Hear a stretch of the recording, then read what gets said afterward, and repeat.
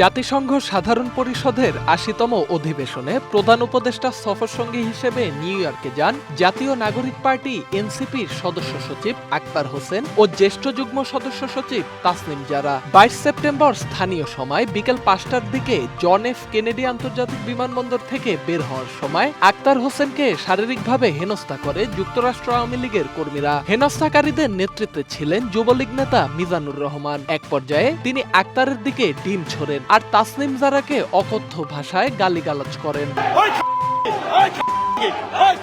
আক্তারের ওপর ডিম নিক্ষেপের কথা ফেসবুকে নিজেই স্বীকার করেন মিজানুর। ঘটনাটির একটি ভিডিও শেয়ার করে তিনি লেখেন, খাইয়া দিছি আক্তারকে। তবে ভিডিও ভাইরাল হওয়ার পর সেদিন রাতেই নিউ ইয়র্ক পুলিশ তাকে আটক করে।